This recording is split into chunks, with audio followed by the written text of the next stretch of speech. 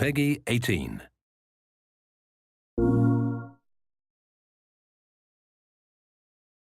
My name is David Hughes and I'm a disease biologist. I study infectious diseases and I'm an assistant professor of biology and entomology at Penn State University.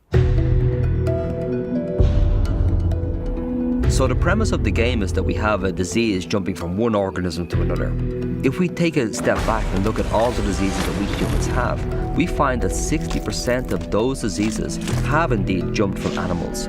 We're constantly moving across this border between the human world and the animal world. And as we do so, we invite parasites to jump that border. AIDS is the classical example. It jumped from being in a chimpanzee, where it doesn't seem to be particularly virulent or dangerous, into humans. Consequently, 75 million people have become infected by HIV, 35 million people have died. And there are many more examples besides that. The classical example is the 1918 bird flu. After the First World War, this killed more individuals than the First World War itself. That jumped from an avian source into humans.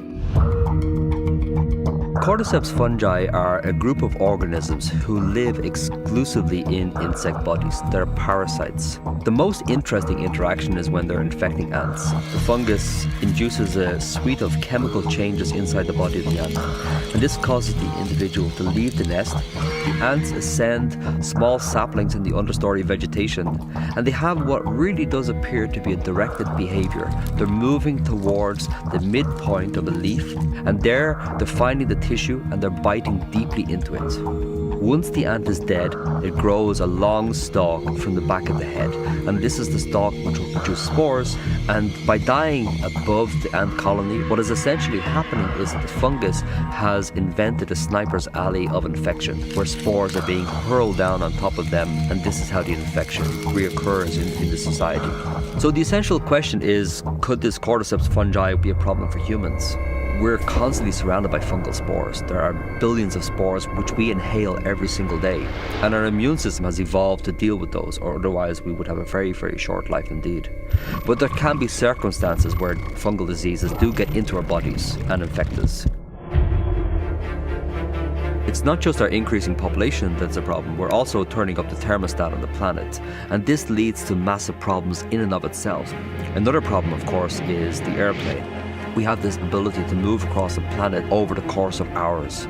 We see this in a classical example, which was this SARS outbreak 10 years ago, where we had a disease traveling from Hong Kong to Canada and then throughout the world on a very, very short timescale.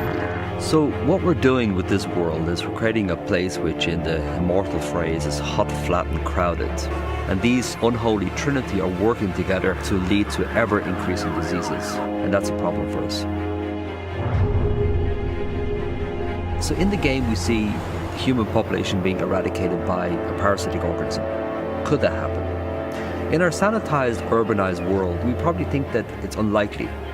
But if we look at the world through a historical lens, we don't have to go far until we see these massive population crashes. In certain parts of Europe during the bubonic plague, which started around about 1348 and then lasted for about 600 years, we see massive population crashes, as many as half of the people dying. So it really doesn't take much imagination to think a really heavily populated city such as Mexico or New York City of some infectious organism getting in there. And if it doesn't reduce our population considerably, it will at least create massive panic